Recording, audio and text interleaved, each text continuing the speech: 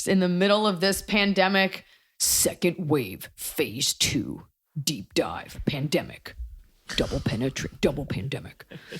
You guys, you have not wavered nor faltered in your allegiance to this podcast. We appreciate it. We love that you are here, that you engage with our lovely sponsors, and we love that you keep writing in questions, throwing your futures into the abyss, hurling your questions into the void, hoping that the net of answers, known as Emily's right hand, will swipe across. We got answers, though, and we're here to do it. We're here to give you these. I know I should have like a little preamble at the top, so I will say this is going to be a couple of weeks later, but thank you for watching me guest host Jimmy Kimmel. I had the best time. It's no secret. I've always wanted to host late night, and I know that they re-aired the episode, which was great. Mm-hmm. So thanks for making all those bots that pretended to like me. Yeah, this is coming out not too far from real time. And thanks for writing those questions for my mom's episode. We're having a lot of fun. We're answering questions. I'm helping you. Damn it. Shut this door. Yeah, people commented on your mom's episode and they were like, she's so well spoken. It's like, yeah. I also love, I don't think we've addressed this on the podcast. When we posted for questions, we used a picture from the Iliza Schlesinger sketch show where your mom is in the sketch. Yes. And you are dressed up to be identical to her, right? Yes. They give you a wig. You're wearing the same clothes. And people are like, God, you guys look so similar. I had a wig on. And an identical shirt. A wig always does it. Yes. A wig always does it.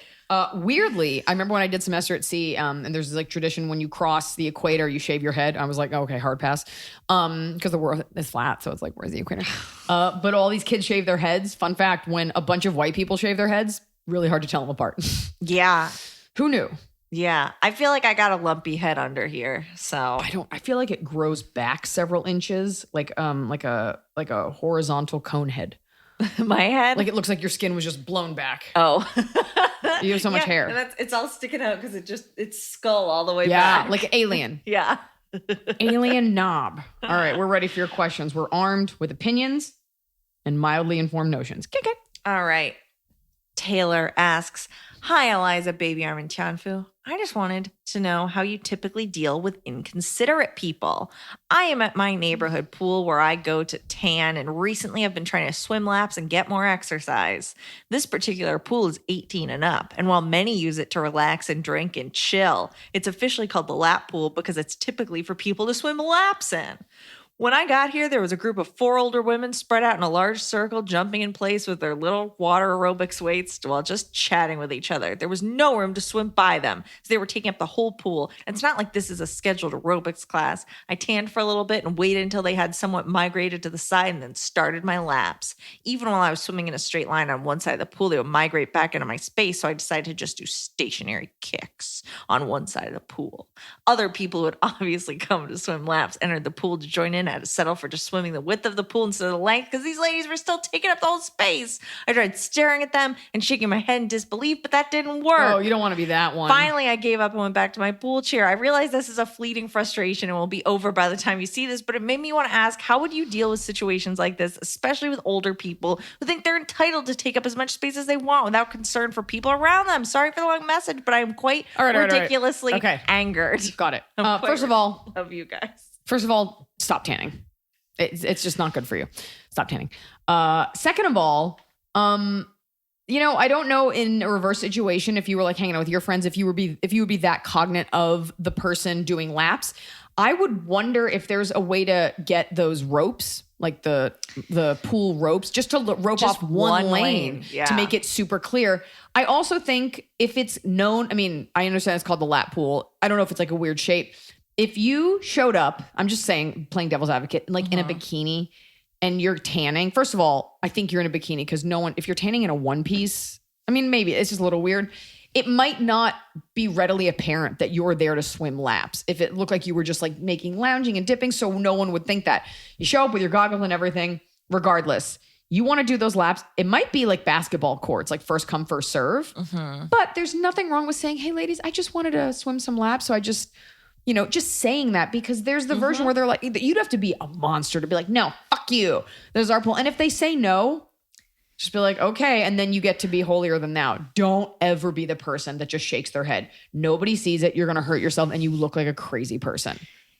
I would think that the pool, if it's like a public-ish pool, that they have some weird storage locker that has a couple of ropes that you can ask them to get one out. Also, whenever I would go to the pool, this is like an adult pool, but when I would go to the pool, there was 15 minutes of adult swim every hour. They named a whole network after it. Well, they had to take the kids out so that the adults could swim laps and kids weren't just going I just think in there. that at the lap pool, if you can't reach out to someone to see if you can get a rope put up and there's no designated hour, you also don't want to be the asshole that's like, gotta swim laps right through what you're doing. Yeah. It's tough. So either stand up for yourself, write to your local senator to get that rope put up, or just resign yourself to the fact that you weren't really going to swim that many laps and you're probably fine doing them widthwise. Well, and usually the people doing the water aerobics get there at a certain time. I mean, it sounds like it's not a specific class, but you might just have to mix up the time that you go. Yeah, or just stand up for yourself, or just like show that you're doing incorporate some flip turns, show that you're doing something. Some people they don't realize it. And I doubt you were swimming so many laps that they were like, oh, we better get out of the way. Because there's a woman in a bikini with tanning oil everywhere. So that's it. It comes down to stand up for yourself or die. Kick it. Anonymous. Hi, Iliza. Just recently found your podcast. Been binging it while working from home. I've got some wedding family drama that I would love to hear your input on. Oh, boy. My fiance, male, and I, female. We're planning. Thank you, because no one ever tells us, and I'm like, I can usually suss out when it's two girls, but like you never know. It's a dude and a chick. We're planning on getting married in September, but then 2020 turned into one giant dumpster fire. We are still getting married on our original date, a small gathering of immediate family and our bridal party, and postponing the big party to next year. My stepsister, 23, has started to cause some serious drama with our family. She impulsively decided to move across the country for the second time in less than a year to marry a man that she hardly knows during the middle of a pandemic. The only way we found out about this plan was through shared iCloud photos, since her iPad uses the same account that's linked to my dad's phone. Cool. She sounds like she's set for life. And she's really doing great. I already told her that she was not. Also, don't use iCloud. Don't use iCloud. Don't use iCloud. A sign out. Here's the thing. If you need to buy an external hard drive, drag and drop things onto it, you can set up an external drive that will automatically update. Even using a Dropbox plan that you pay for is better than iCloud. Do not use iCloud. It will get hacked as it has before, and you're just a sitting duck, and Apple's going to be like, fuck you, we're Apple. Yep. Do not use iCloud. Yep. I already told her that she was not allowed to come back for our gathering in September. I can't risk the health and safety of my other friends and family that are immunocompromised just for her to be there. This whole situation has me debating on whether to keep her as a bridesmaid in my wedding. If I do, should I try and find someone to replace her, or just leave the party as is? I would love to hear your thoughts and advice. She sounds like a real pill. Sounds like a real head case. Leave it as is. It's already small. This is already not going to be. The important part is that you're marrying the person that you love. It's not going to be, happiness is not going to be compounded by like an extra woman wearing like a taffeta yellow dress. So skip it. You love her and you'll see her at the party, but for health reasons, like you just can't have that. People think like, but I'm just quarantining with Bob. And it's like, well, where does Bob go? Yeah. So that's it. You don't have to think twice about it. Plus it's your wedding. These are the rules. And that's that. Yeah. She shouldn't be flinging herself back and forth for funsies anyway. No, and she is clearly, you cannot trust her to be safe. So that's it. She obviously is a crazy person. She has an iCloud account. She's out. Don't replace her. It's fine. She's using her dad's iCloud account. What's happening? You know what? Let her look at the wedding photos on that shared iCloud account. She'll be in the loop after. Okay. Hi, everyone. Love the pod. Iliza, I need your help, advice / a script, something to combat my overbearing mother. Background on my mother. She is half Jewish. Her mom is Jewish, half Catholic, so her guilt game is on point. She lives in Dallas. I live in Durham. I'm 35 and have 2 children. My mother constantly refers to them as her children and gives me parenting advice. She calls / FaceTimes with them 5 times a week and gets mad at me when the kids don't want to talk. She sends me articles, links, all kinds of stuff about my kids' diet, what I should be feeding them, how diet can impact your health. I'm a trained chef with a nutrition background. I feed my kids properly. I don't think 2 Oreos after dinner will damn them to type 2 diabetes later in life. Is it 2? Is it 2 double stuffed? She implies 2 novelty size double stuff Christmas fun packs. She implies that my daughter is overweight. She's not. She falls in the normal BMI for her height, but she has a round face. That's overweight. And a big butt. If you're having to say she falls in the normal, it means she's overweight. She is beautiful, but my mom keeps on about it. That's also a word. My poor 8-year-old asked me if she was fat. My poor 8-year-old is huge. Asked me if she was fat, and it broke my heart. Aww. My mom also is constantly on me about my housekeeping. For their last visit, I had a professional cleaning company the day they arrived. My mom still walked in my house, saw something wrong, and started cleaning while giving me disappointed looks. Yes. I know she loves me and my kids, but my kids don't respect me when she's around. She's clearly alpha female, and that should be my role when it comes to my home and my kids. So how do we... It's so tough because your mom obviously, I mean, I'm assuming she's a normal person. Like she obviously loves and cares. There is a version of this where your children are overweight and you live in North Carolina. So the standards for what's overweight, and people just take this with a grain of salt, for what's overweight and what's not, you know, Dallas is home of the Dallas Cowboy cheerleaders. Like it's like a Southern California. It's a Southern Los Angeles. And here in Los Angeles, everyone's anorexic. So, a female comic, she said everyone with anorexia, but it's true. The standards for what's thin and what's not. By the way, I'm in pretty good shape and I look at myself all the time and I'm like, oh my God, like I think you're too big for the camera. And that's just part of being a girl and the slow car crash that is looking at yourself on camera in an industry like this. That being said, there is a version that your kids maybe are overweight and your mom is looking out for them. I don't know what your kids look like. Let's say that they're not. Let's say that they're truly not. Okay. You need to sit with your mom and explain to her that she's going to give the kids a complex. You have to set up the rules for your mom. Even if they are overweight, I think the grandma coming in and telling them that they're fat is not helping anyone. It's not helping anyone because nobody ever wants to hear that. And also, like, what's an 8-year-old going to possibly do? It's tough because, you know, and also, yes, you can be like a little chunky and some people naturally are. I don't know what they look like. And even if I did, like, it wouldn't be for me to comment. I think this more comes down to your mom's never going to change. So you have to just change the way that you react to it. And maybe it's tough. You'll say to your mom over and over, like, please don't do X, Y, and Z, but she'll still do it. And that's just, I think maybe I wonder if she lives alone. And I wonder if that's part of it. Well, I think if she's going to keep doing that, you say, okay, you can't FaceTime with my kids because you're telling them nonsense when I'm not around. You know, yeah, I think have a real conversation with her and use the information you have. Be like, they are not overweight. I'm sorry that that's the way you see it, but you're hurting their feelings and they won't tell you that. This is how I want to raise my kids. And it's too much. You have to stop. Otherwise, I'm going to have to limit the amount of interaction. Try to get what it is, where she's coming from and like what the root of it is. Maybe she was overweight growing up. Maybe you were overweight growing up, but she doesn't want your kids to go through any bullying that you faced, you know? Hopefully it's all coming from a place of love, but it is, you know, they're your kids. You birthed them, you bought them, and it's up to you to parent them. And that is also up to you to decide how you react to what your mother says. I would make sure that being said, it all sounds brutal. I would make sure that the kids know that they can come to you and that they don't have to talk to her 5 times a week because it sounds like she's probably trying to guilt them. 5 times a week is too much. That's 5 FaceTimes a week. That's so much. Let the kids know that whatever they're comfortable with, you'll facilitate, but they don't owe grandma anything. You know, you need to be the go-between. I think your mom sounds a little lonely. So maybe address that. Yeah. Hi, Iliza. Very complex. As we're answering it, I'm like, I don't know. This sounds like a lot to unpack. Right. Hi, Iliza and Emily. Love the podcast and all the Netflix specials. Can't wait to see you once COVID allows. One of my best friends since high school is getting married soon, and I am one of the bridesmaids. We are both 26 years old, and although she has a job, I am finishing up veterinary school this year and still rely on my parents for financial help. And use my dad's iCloud account.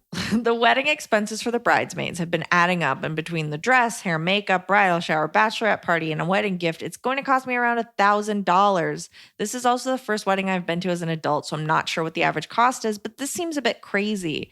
I'm embarrassed that I cannot afford this, so I decided to be an adult and brought it up to her, saying that I want to be part of her wedding and that I obviously will give what I can and help make her feel special for her big day, but I cannot afford all of this. She got upset when I was really looking for her to be an understanding friend. I've already confronted her, so I guess I'm just looking for an outside perspective on this situation. Your friend's a fucking bitch. Yeah. And because my advice was going to be like, just talk to your friend and tell her about the money thing. You will meet, and I've talked about this, when women get married, and I hate the bridezilla thing, but like people just get blinders on. They get wedding blinders on and they say and do horrible things, and brides and grooms are not typically not grooms, excluded from this. You know, she's under a lot of pressure. All she's seeing is, this is my day. There's a pandemic going on. I want it to be, first of all, she shouldn't be getting married now and having a party, but okay, let's say she is. Yeah. I want it to be special. I can't believe you're in the way. And you're seeing kind of her true colors. Mm-hmm. Do they live in the same city? It sounds like it, but it's just with dress. What is wrong with you? Dress, hair, makeup. Here's the other thing. You said yes to being a bridesmaid. And at 26, you should know that involves paying for a hair, dress, gift, party. Like, it is an expensive thing. And so, you know, she might be frustrated because you said yes. And now that you're like halfway down the road, you can't do it. That being said, who says a bridesmaid has to be at and do everything? I didn't have my sister at my bachelorette party, but she was still a bridesmaid, you know? So the important thing really should be is that you're there to like facilitate that day for her. Maybe there's a way you can like set up something that day, or you can run point for them that day or something. But if she's, there's something about the way you're saying her reaction that makes me feel like you're not giving me the whole picture. I don't know. I mean, I think some people don't realize how much $1,000 is to other people. No. I'm saying, she's like, and she got mad, but I'm not getting any details about that. So it also feels like the conversation never finished. So I'm wondering what the end of that conversation was, or what you decided to do. But that's just, you know, you don't have the money. You did agree. So that is a little shitty that you agreed and you got this far. Or are you saying she asked you and you're now realizing it and you haven't gotten that far? I think it sounds like she was asked and now she's like realized, like, wait, they're saying they're doing the bachelorette party at Disney World, well, and they say that they're, and you're like, wait a second. Right. So you don't, and you can say to her, like, I don't want to be the reason you don't get to have this amazing thing. So, you know, I'd love to send flowers. I just can't afford to go. Yeah. And if she's mean about that, I would just bow out of the wedding and cut this girl out of your life. Because it's a big difference of if she wants you there and she's worried, or if it's like, but we wanted another person so that we could split the cost and it would be cheaper for us. And then you're just like, you're just a meal ticket. Exactly. So and that's not cool. So you should have him come to Jesus. Yeah. You gotta do what's good. Especially, I mean, during a pandemic, people got to be understanding. If you're like, guess what? I can't afford a big blowout wedding, you maniacs. In general, like, I fully realize that I have more money than my friends. And so I was very like, whatever they do is fine. Right, and right. They pulled together and they did something fine. Yeah. It was fine. And when we go to a nice establishment like Bart and G's, you pick up the tab. I asked you if you wanted to go. I know, you took me because I couldn't afford it. What's that? I never drink wine, but you want to take me wine tasting? Thanks, ladies. Is that what you did? I brought vodka. I don't remember that part of it. It was just very like, it was sweet, but it was very like, I think it's just it's like you Google like what do they rented this like beautiful house, and it's not their fault that it rained, so you're kind of like, okay, but it was a really cool house. And barring out one of them being a total bitch and having drama that night with her like ex-boyfriend or boyfriend, it was fine. Boy, oh boy. Hi, Liza, huge fan of you and all you advocate for. My boyfriend and I have been dating for over 4 years. He is from Utah, not Mormon, and I am from California. Can I just say this? Obviously, I don't have a problem. Every religion has like its weird side. Every religion. Having watched Sister Wives, from what I gather, like, those people seem lovely. And I actually don't have a problem with any of it as long as your rights aren't being limited. Women are still being allowed to be educated and aren't being raped. As long as everyone's going into something with open eyes, like, those kids seem loved. Yeah. I mean, whatever you think about the religion, every religion is silly. So the Mormon thing, and they always seem so like well-mannered and clean cut. And I don't have the same visceral reaction to Mormonism as maybe I do other religions. And maybe that's because I didn't grow up around them. But that doesn't like, I think it's weird that no woman has like multiple husbands. I think that's really rooted in like slut shaming and biblical issues. But like, and by the way, that dude Cody, like, oh, my wavy gravy lettuce hair. If those women are happy, you know. But I don't think you can make that decision at like 19. But anyway, it doesn't bother me as long as the kids are safe and healthy and everyone's got their eyes open. I had a moment. I'm friends with a guy who I met in college, and I posted something on my Instagram like, oh, I want to Mormon marry so-and-so, like 2 people. Like, I don't remember. It was like some dumb, like 10 years ago. And he reached out to me privately and he was like, actually, I'm a member of the Church of LDS or whatever the Mormon, it's like LSD, LDS, Latter-day Saints. LSD. And he's like, and you know, and polygamy is not a part of most of it. And so I just want to educate. And he reached out in such like a kind way that I still think about it and feel shame. It's not, for what that's I the did. thing. It's like an offshoot and it's like associated with it forever. But like in general, like, no, I don't want anyone knocking on my door trying to convert me. That's more of a Jehovah's deal. Do Mormons not do that? Maybe they do, but they're just not, only if you're in Utah. I don't know. Yeah. But So anyways, but I don't care if someone's Mormon. Yeah. We're probably not going to get married. no, but I think it's, they specified it because we've had a few people who are like, hey, I'm Mormon. I've never like seen a man and now I have a boyfriend. What do I do? Like we've had a few of those. It does seem like a stifling, Yeah. but whatever. Okay. Yeah. So this person, not Mormon, and the boyfriend from Utah, they're from California. Okay. When we graduated from college, Cal Poly, San Luis Obispo. I know it's San Luis Obispo. I've done shows there. I have a nice time. There's a bakery right there I go to. Graduated 2 years ago. He agreed to stay with me in California for now and be closer to my family until we decided it is the right time to be married. Then once married, I'd be willing to move to Utah to be closer to his family. No, you wouldn't. Now, No way. his There's no way. construction job in Sacramento was closing, and I just bought a house. He tells me yesterday that he may get sent to Washington for his next job, which would be a 2 to 3 year project. Is it wrong for me to ask him to stay? I want him to be able to accomplish his dreams, but after already dating for 4 years, I was kind of hoping we were getting closer to getting married, not a long distance relationship. Plus, I just bought a house. I can't pick everything up and move right now as I've been progressing in my career as well. Thanks for any input. What is he? Does construction? Yeah, but here's my first question is she's saying like, I was ready to move. Then why did you buy the house? Like you are already It seems not like ready to move. You kind of want it your way. Which is fair. Which is and I fine. get not wanting to move with him when you are not Take it easy. married, but you were not, what were you going to do? You were going to ask him to stay here regardless because you bought a house. Okay, hold on. You've been dating for 4 years. Over 4 years. I think it's maybe time to get married. It's kind of like shit or get off the pot. Yeah. I think if your career is progressing, you're moving and you're doing good girl, like you're doing the thing, like you're looking out for yourself. Yeah. I don't know what he does for a living. If you went to Cal Poly and your construction is probably some sort of like engineer or something. Right. And the fact that he's getting sent on a 2 to 3 year project in Washington, maybe it's not confirmed yet, but a project in Washington. Had you not bought the house, would you be willing to move to Washington? I think you guys need to sit down and have a talk about like what actually is in your future. You know, just because you bought a house, I mean, you can always sell the house, but I don't think that you want to leave. And I think if there's a version where he can find another job nearby, also like, let's say you were married. Yeah. Let's say you bought the house and you were married and he's like, I took this gig.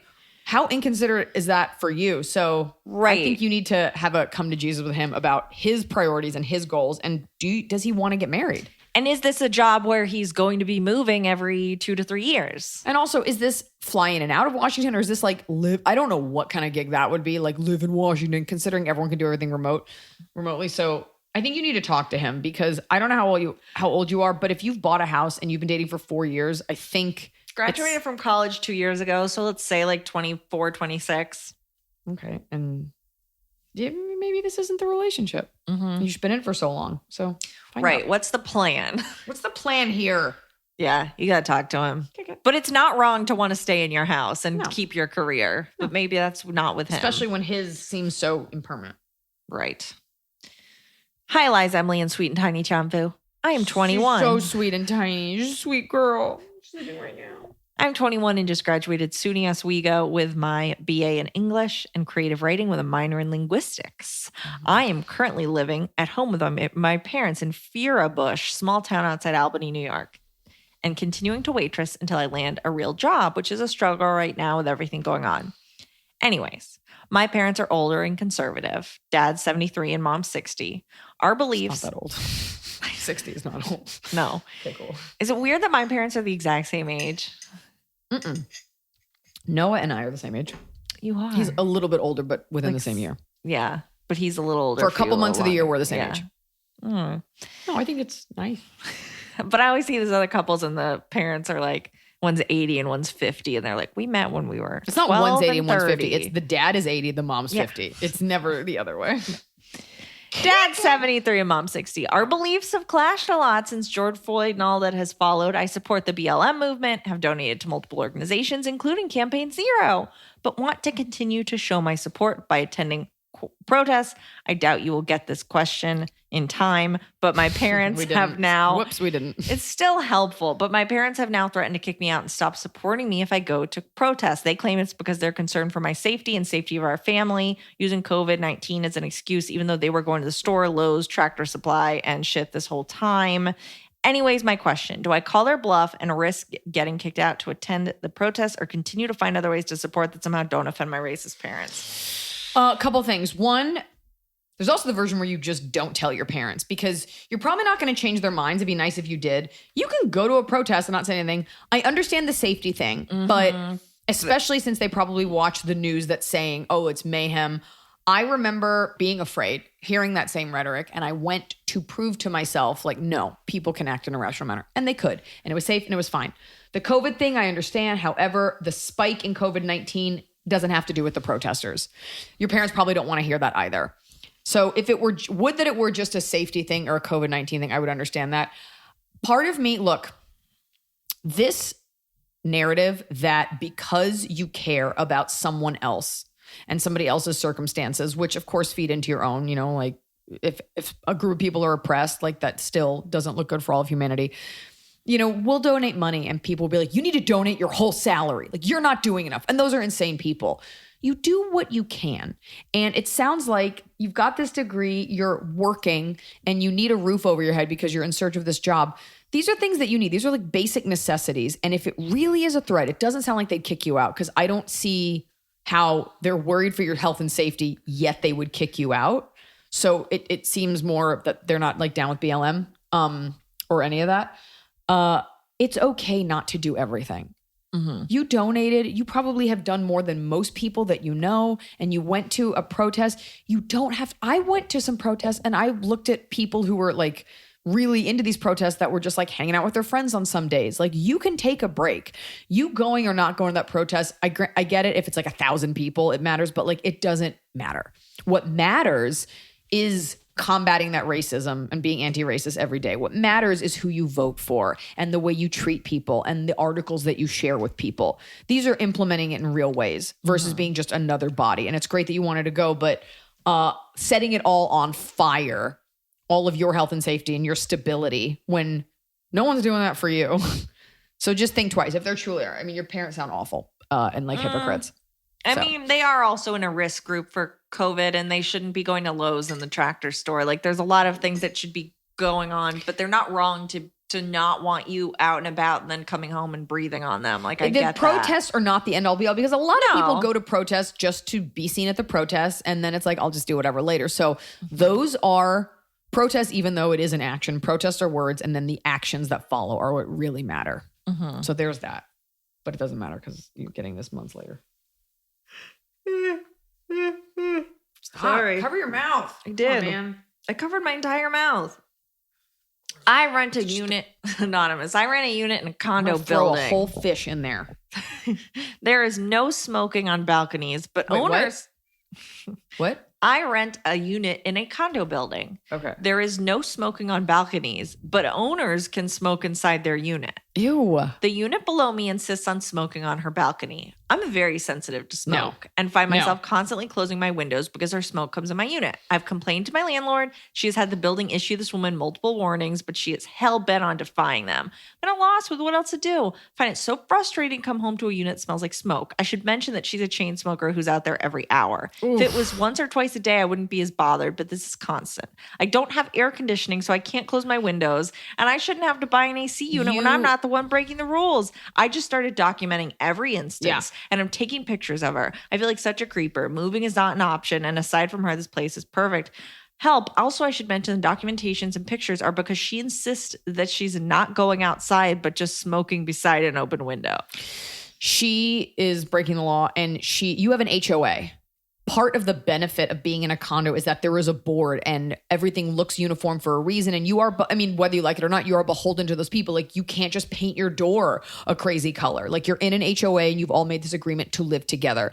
I would bring that up at the next HOA meeting because she is in violation of the rules. Well, and if there's not an HOA and it's just a landlord, send them these pictures. And I think, I understand moving isn't an option, but there might be a version where like I don't know if this is, why do I feel like this is Canada?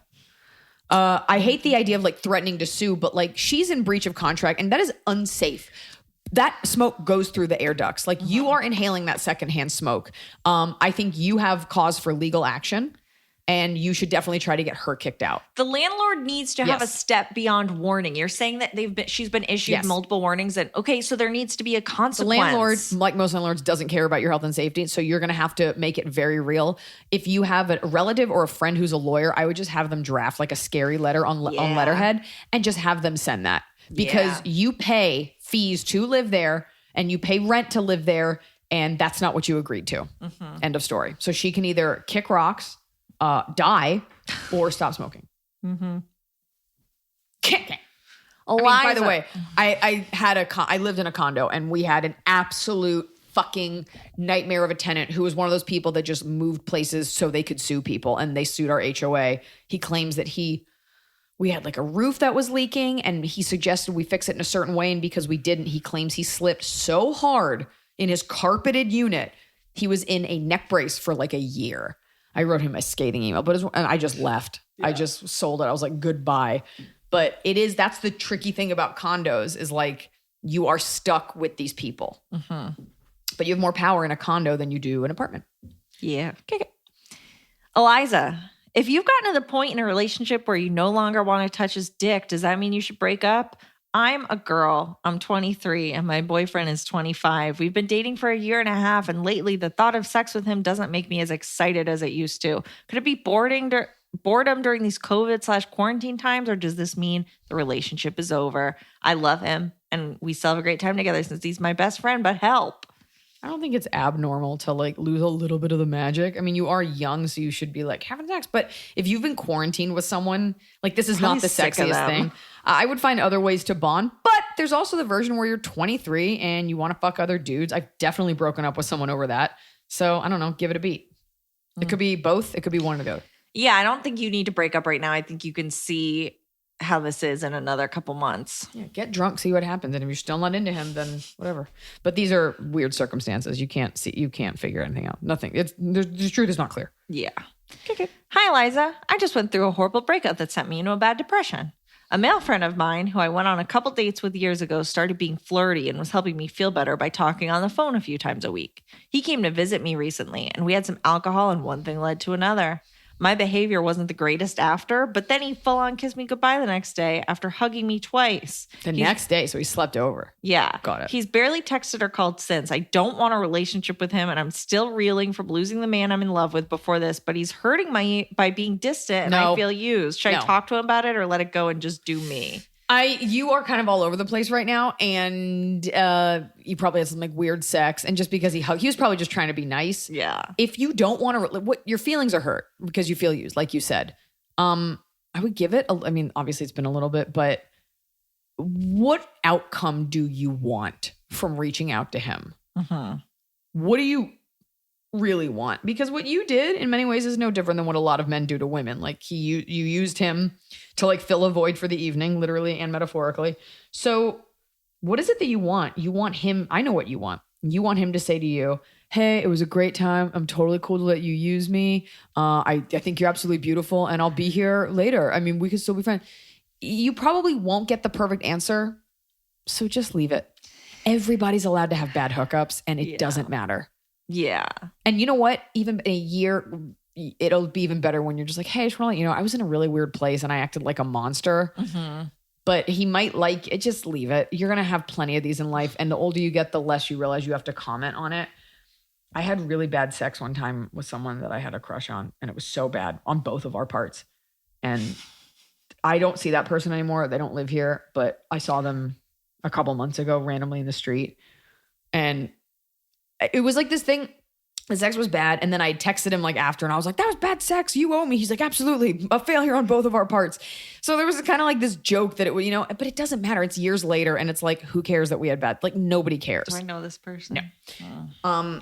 It's not as serious as society wants you to take it. And plus you're not even into him. So by the way, and if the roles were reversed and it were a dude and like he like failed to perform and he was just like bad at, he never would call you to say, by the way, that wasn't my best. I just hope that we're cool.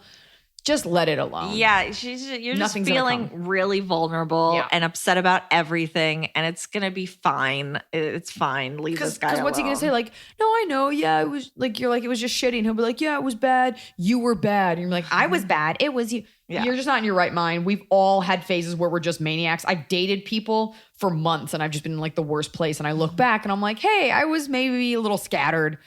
Give it some time and some perspective, and you won't even care. Just don't. And also, there's also the version where he really likes you. Yeah. And he's just leave it alone. I'm worried about that version. Just leave it alone. Okay. Hello, baby arm Iliza Scott. Hello. Okay, Scott, have you listened to the episode with your mom yet? No. So Scott put the Top of the Cob song behind her singing because she kind of half sang it. He always does like he'll do these fun little musical cues. Little audio Easter eggs. I miss Scott. I'm currently I do too. Sorry, I don't know why I paused. I do too. I love Scott. I'm currently a female, 21 years old, and just contacted an artist. Wait, were you not in the past, and do you not plan on being in the future? You don't have to say you're currently a female unless it's like I think it's like because we wonder who's who. I am female. You don't need currently. I'm a woman. Well, maybe I'm currently 21. I am female.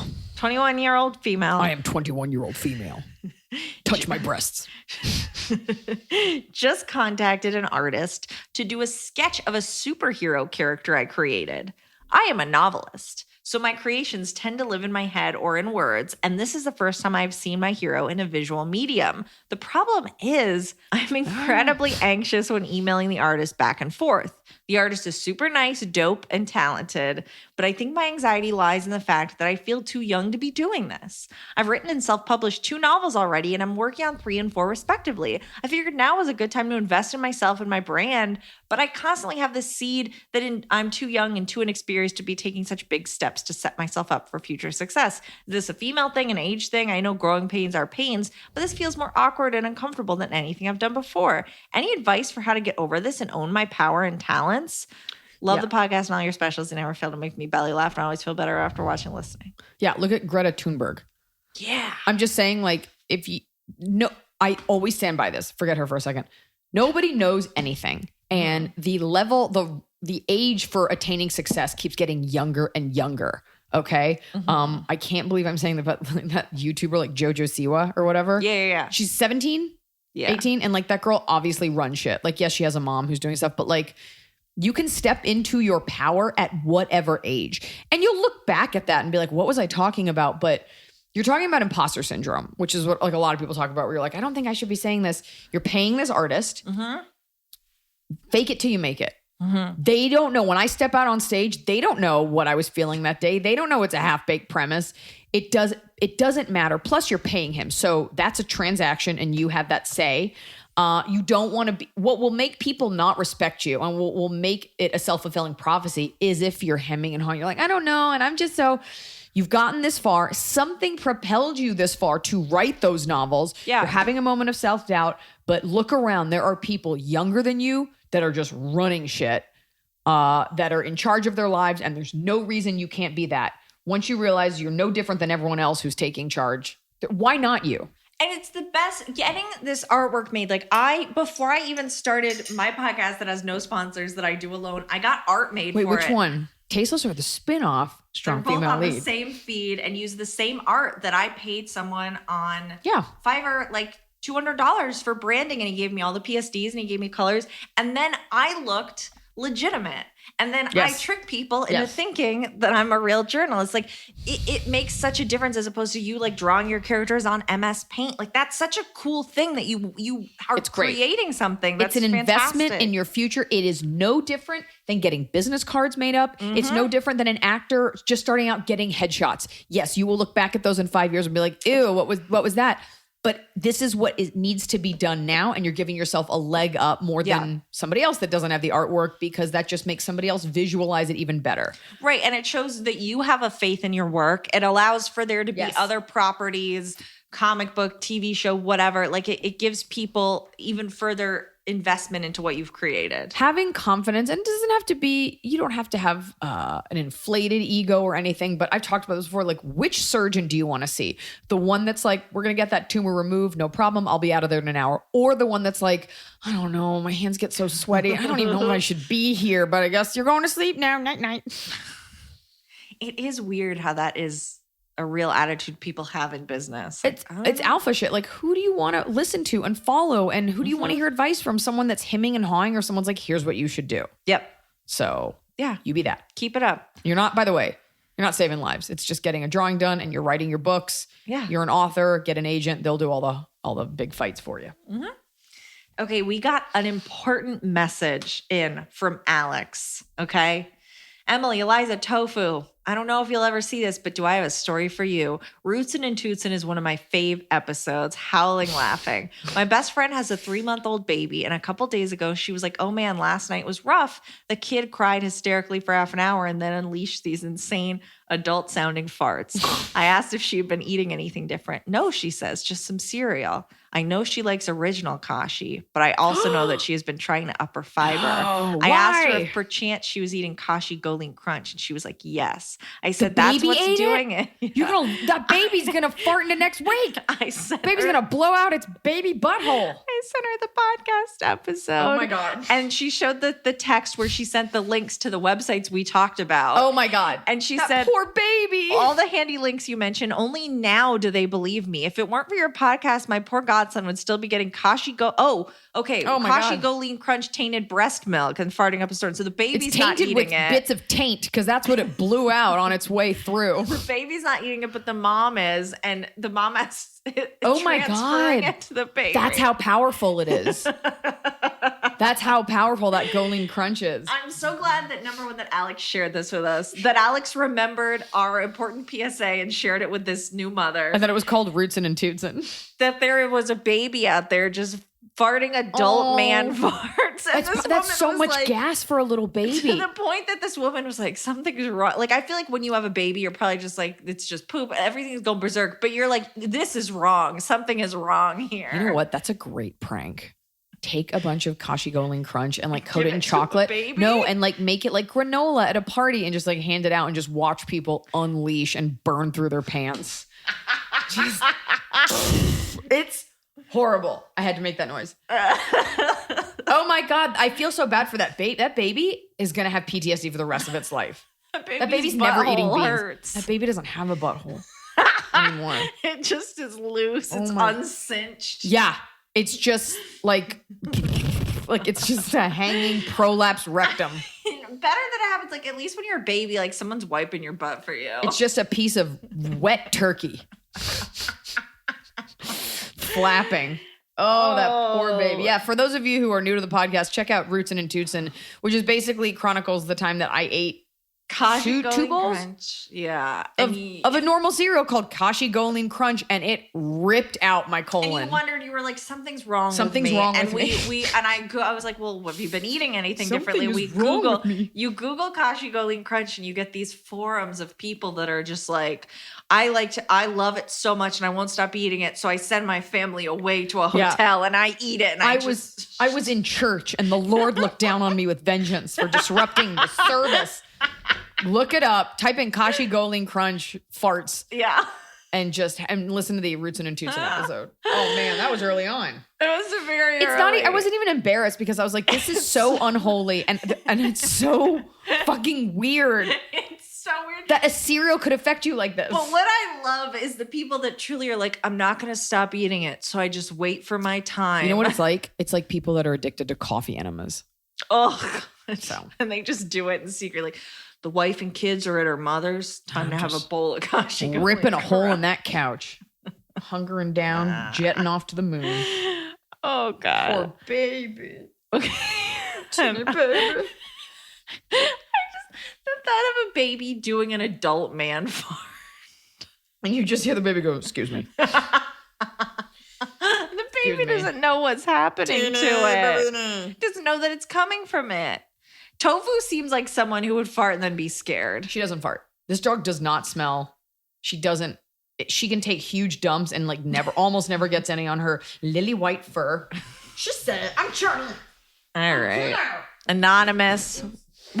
Picking her up. What would you do if you find out a friend of yours is pro-life? My friend, a woman, Prolapsed rectum. just dropped this bomb today, and to me, that sentiment is basically a friendship killer. I'm extremely pro-choice and against anyone who tries to regulate a woman's body. I know I can just hashtag let it fade, but I'm curious if this has ever happened to you and how you would react if it did. Love you guys. I mean, I'm sure I have friends that have different, there's all different things you can disagree on, all different types of political, socio-political things. It's interesting to me. Yeah, everybody has those one or two issues that it's like a game changer, game ender for you. Yeah. I probably wouldn't be friends with someone who like was super racist. Or, you know, or someone who hated Jews. Like that's really difficult for me. I would ask her, what does that mean to her? And I have this conversation with, I don't have this conversation. I think about this with Christian people. I'm like, you know, you like me, but if you think I'm going to hell, I kind of don't want to be friends with you. I don't care if you love Christ as your Lord and Savior. I don't care, whatever. Yeah. But if you really think like I'm inferior or I'm dumb or I'm genetically, like if you think bad things about me, despite all the things you know about me, then it obviously leaks into other things. So I would ask her because there is a version. And look, I am fiercely pro-choice. And people tend to think that means like, oh, I want babies dead. No. I just so desperately want every woman to have the choice to keep that baby or not. That's the difference. And being pro-life, she might just mean it. To her, she might mean it as like, oh, I just think those babies should live. And I don't care what other women do. And see, that's still being pro-choice, which she might not get. It still means that she has that choice and you would respect that. It always comes down to whatever your beliefs are, do you respect mine enough to let me have them as long as I'm not hurting anyone, which I get it. You know, an abortion in effect is getting rid of something, but I don't care. No. So ask her what that means. And ask her truly, like, do you really believe in limiting other women who you don't know their choices? And then give her this scenario. And I know people hate, they're like, don't bring up the rape thing. 15-year-old girl, 20-year-old girl, and you're raped. Yeah. Should you have to raise that baby? Should you have to give birth to that baby? And if she really thinks that you should, then go on to ask her, like, as a taxpayer, do you want to pay for that? Like sometimes it's very easy to just be religious and be like, that's just what I believe. And people don't really think about it. But that's up to you if you want to still be friends with her. Right. You Is know, she like leaving bomb threats at the Planned Parenthood? Like what Yes, does this mean to her? Because by the way, you can't die on every hill. And I actually take it as a huge compliment when, and I get this a lot, fans will be like, I don't agree with you on everything, but I love you. And I think that that's a sign of evolution.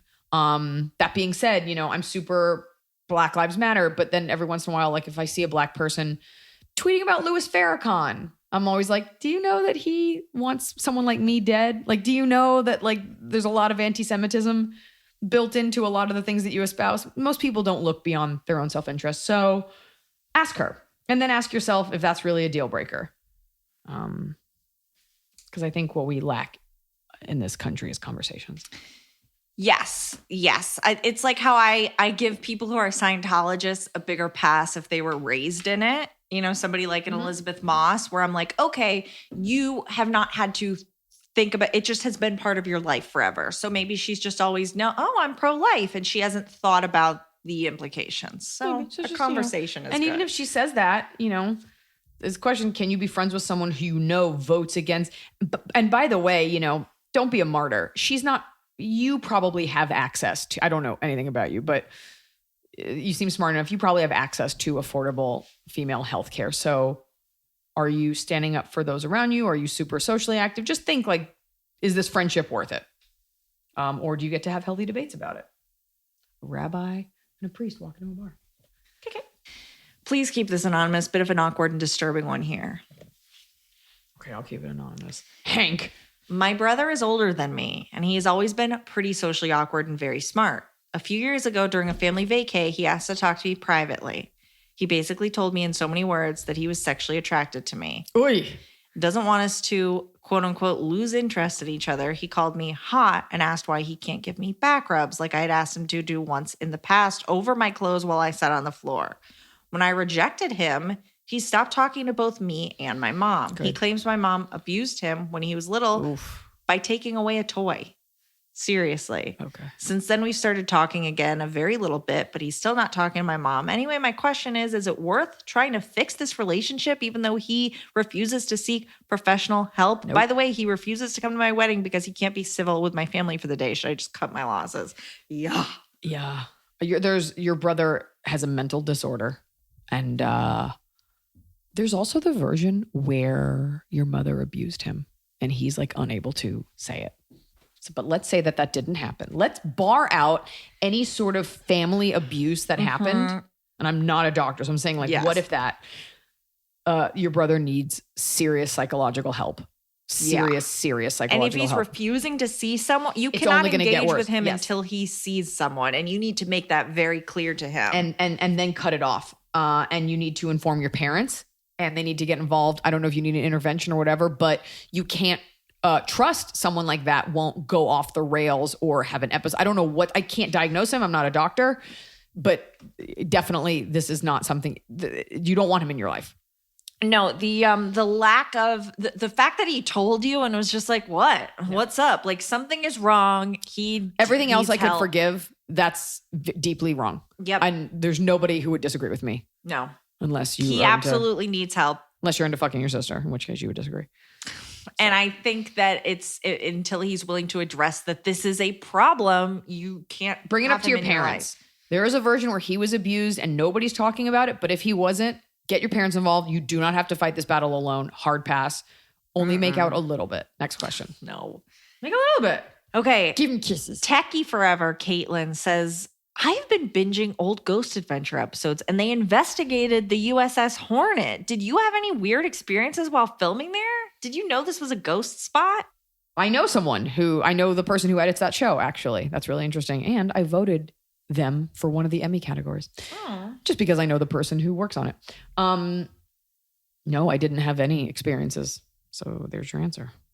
Check it. I think a lot of times too, like Queen Mary, you go into it knowing the stories, so you expect to see and hear things. I mean, it's a creaky old ship. I also was not alone. You were with so many lights. With 1,000 people, lights. I was freezing, but also sweating. I didn't have time. I think if a ghost came up, I'd be like, not now. I'm really uncomfortable and I'm working on my act. Yeah. I don't think I'm vulnerable, and I don't think ghosts want to mess with me because I don't have like a weak energy. My family are not ghost people at all, but we're ghost people. Our feral cat that we've had for 15 years passed away a couple days ago, and my parents have been like so genuinely devastated because they thought she was getting better, and she would bite people. She drew blood. Like the vets refused to see her sometimes. She was a maniac. And they have been hearing phantom chirps. And neither of them is a liar and neither of them is like into that stuff, but they both have separately told me that they have heard like her little chirp sound. I mean, yeah, maybe she has some unresolved business. I'm like, it's weird. I think also you set yourself up, like you said, like, you ever get like a phone phantom vibration? You'll think you're getting a text and then there's nothing. Absolutely. I think we set ourselves up for those experiences and you went into the Hornet not thinking about it at all. Exactly. I think people get haunted when they want to be haunted. Of course, there are supernatural things that happen, but no, I was definitely very focused and not paying attention to that weird creature that was sitting on the ceiling. Okay, I've got an anonymous one. It's a little long, but I think the context is important. I work at a gas station for a major grocery store chain. Costco. I work at Costco. That's the only one that's got gas station. I'm a mid-20s male college dropout. The majority of my work... I am male. Mid-20s, I am male. The majority of my work is done in a tiny one-room kiosk where a glass metal wall separates me from the customers. It's glass metal. I mean glass See-through slash metal. metal. So it's glass I know. and metal. It's simultaneously exactly as trashy and not as trashy as you'd think. I'm the supervisor here with about 6 to 7 other associates in my department. I have a manager who does all this scheduling, disciplining, hiring, the books, while I'm the one physically out at the kiosk running the day-to-day and training the new hires. Back in late December, we hired a woman in her late 50s to 60s who used to work for an airplane manufacturer but has since retired and is working simply to get some extra fun money and stay active. I fucking can't stand her. Aww. I thought that her previous engineer experience would mean she would learn things quickly like my other much younger guys have done before, but she's been a great disappointment. This Is job she an engineer? I mean, she was. she was an engineer. Yeah, now and she's working at a gas chilling station for fun. Yeah.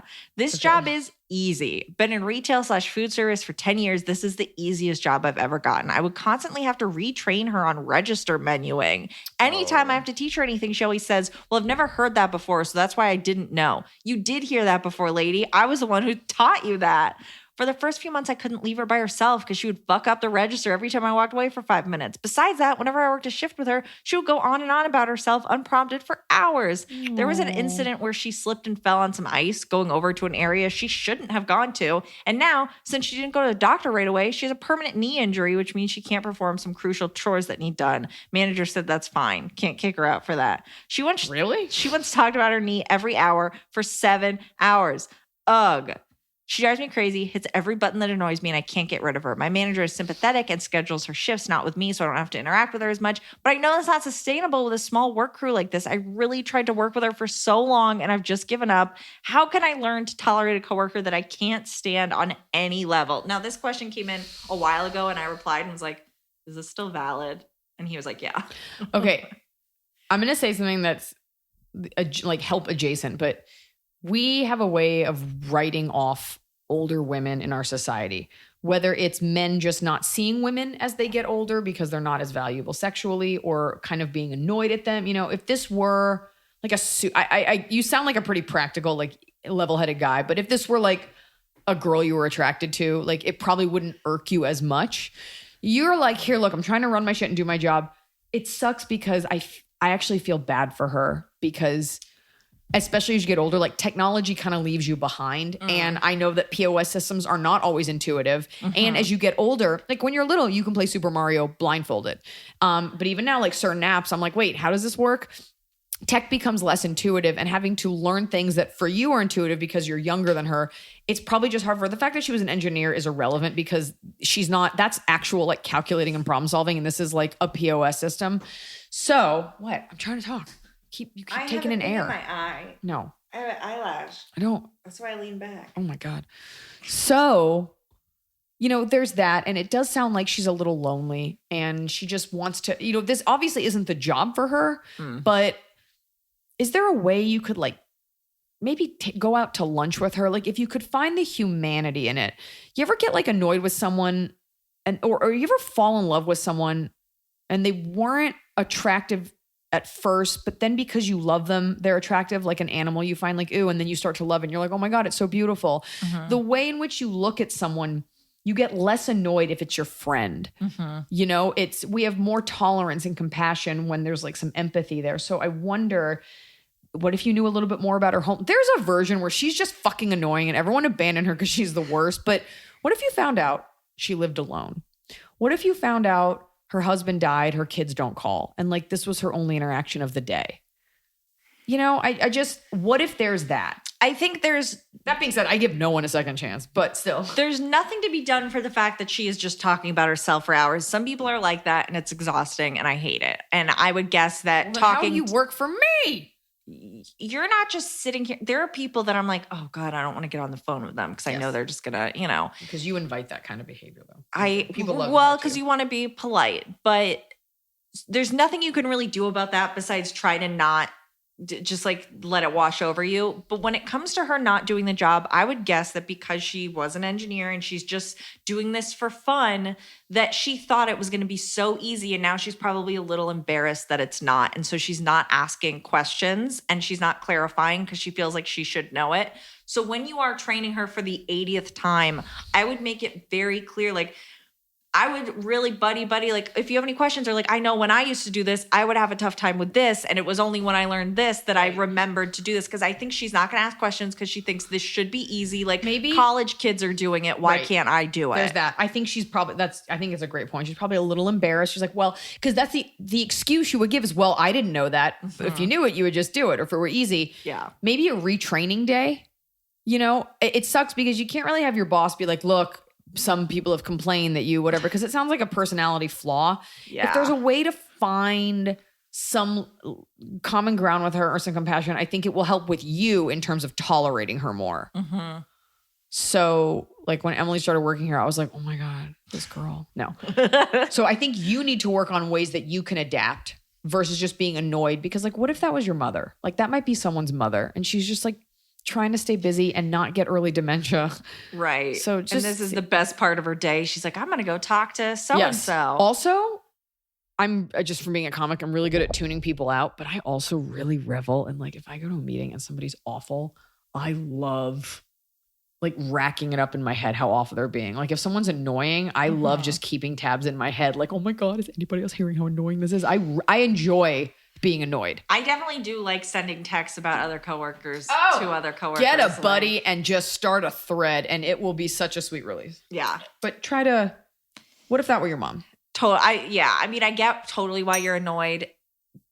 She probably was so scared, by the way. Like you're coming from, look, you're a 20-something dude. Like she probably was so scared when she hurt her knee. And like, but also she shouldn't have gone out near the trash. I don't know. She wasn't supposed to. It was an off limits area. Okay, she could have fallen anywhere. And as you get older, like my neck hurts now and I'm pretty sure I'm dying. So as you get older, like getting your mobility taken away from you is a very scary thing. So just try to maybe talk to your own mother and see if she could like hammer some empathy into you. That's my answer. I'm not saying you're a bad person. I totally get being annoyed, especially at work. It's supposed to be like a chill job. Yeah. She just needs somewhere to go. Yeah. Yeah. I mean, I agree. Think of her this way. You're inside and it's warm and there's food and she's out in the rain and she's cold. She's like, I don't have a family and I'm confused and I don't know. And you're just like, don't come in here. She's like, well, if I hurt my knee. I think there's also a frustration. I don't like change. And this person had a really easy job where they knew exactly what to do and he would just get it done and then like screw around on his phone. And now he has to train this woman and she's there and she needs attention. Okay. Give her this voice. I'm just cold and just give her that voice. Think of it, and you'll start to have more compassion. Right. Like, I'm hungry. I brought my own Even lunch. if you just think of it as you're doing. Sometimes these people will call me that I don't want to talk to, and I will talk to them, and I'll be like, you know what? I just did a good deed. And by the way, the amount of feedback I get from everyone that's like, by the way, your assistant Emily's so sweet, and I'm like, I don't want to talk to them. But she make people feel good. So maybe. Like, what's the best you could make her feel? And I bet you get a different version of her. Yeah. And I bet she feels this from you. My family doesn't visit and I hurt my knee and I'm so hungry and cold and I don't have any friends and I go home. I hope I don't die in my sleep. Oh, God. Please okay, don't let me die. I love coming to work and seeing everyone. You too, Jewel. Is his name Jewel? I don't know. Yes, his name is Jewel. That's a human man name that people have. I am Jewel, male, 20-something Mid-20s. Jewel. Mid-20s Jewel. Kick it. Top of the cop time. It's It's the top of the cob. We're doing it right every day. You just take a bite. Top of the cob. My top of the cob and bottom of the cob are one. Several months ago, unaware that it would take this long, I ordered one of those paint by numbers. And shout out to China. Marcella, who has been giving me tips on this canvas. No, you know what? Do yours first because it's gonna be sink a giant turd. To her. Why are you talking on the side of the microphone? It's fine. It's a unidirectional microphone. You do your top and bottom of the cob because you want me to do my top. You're just gonna lay an egg and it's gonna be such an energy suck, and I have to bring it back up. My top of the cob is as much as this quarantine is horrible, I've been feeling so creatively fulfilled by my podcast separately from you. By your job. I mean, the job love. We have been we have been busier than ever at the Iliza company. So that's kept me from feeling kind of listless. But I think on the weekend when I can't go anywhere, it's really easy to be upset. But because I have this other thing that I'm working on and I'm like trying to make cool social pieces for it, like it gives me something where I'm like, ooh, I did something new. I always say dive into personal projects as hobbies. Don't just jerk around. And to do like I edited this video myself and I had to download all these softwares and I was like, I don't know if this is good. And I put it in this little Dropbox folder I sent to my first guest and she shared it. Like she shared the picture and then a couple days later she shared the video and I was like, oh, she liked that video that I made. You're doing it for yourself. My bottom of the cob is another guest on Strong Female Leads just texted me to tell me. Texted you? Yeah, we're buds now. Oh, Jesus. We recorded the other night. She just texted me a warning. And that warning is Taco Bell is taking potatoes off the menu in addition to other items. So my sub cheesy. Her episode is coming out not for a while, but we talked for 2 hours and we talked about Taco Bell hacks, including sub potatoes for beef on a cheesy gordita crunch. Taco Bell is getting rid of all potatoes. Why? Pandemic reasons. They're getting rid of potatoes. They're getting rid of quesadillas. They're getting rid of loaded grillos. They're getting rid of the beefy Frito burrito. Wait, did you say loaded grillos? Grillers. Oh. Getting rid of the triple layer nacho. These are my items. Why? Spicy tostada. This rumor that they're all. What will I do now? My potato sub. Now I got to get. What do I do? Your other hobby. Who will feed me if not Taco Bell? Your potato sub. It's just a potato with a spiked collar and a leash. No. I'm really sorry that that's happening to you. That's unacceptable All right, that take they it would easy. take out potatoes when that's like what I don't want their meat. I want potatoes. We'll get the veggie meat. There's not veggie meat Their at meat Taco isn't Bell. meat. Your eyes are red and she's spitting and she's taking her little baby arm and she's hitting the desk. Yeah. At least the news was broken to me by an actress that I'm obsessed with and not by. Could just be great if Family people just and wore friends. fucking masks and we could just go back to life. But the people who eat Taco Bell are the reason for this. I wear my mask, and then you know what Taco Bell does that makes No, me I wanna upset do in the my pandemic? Taco Let me just tell you real quick. They put your food and drink in a bucket now, and they hold the bucket out so that your hands don't actually accidentally brush when you take the bag from them. They hold out the bucket, and then you retrieve from the bucket. I can't help but think, but a lot of these measures are just insane and don't actually help. And I'll tell you, like I have like the skin doctor I go to, they made up this. A lot of regulations are sort of made up, and you're just like, okay, this is actually wearing a mask. I understand, but then some stuff you're like, you're just wasting a lot of.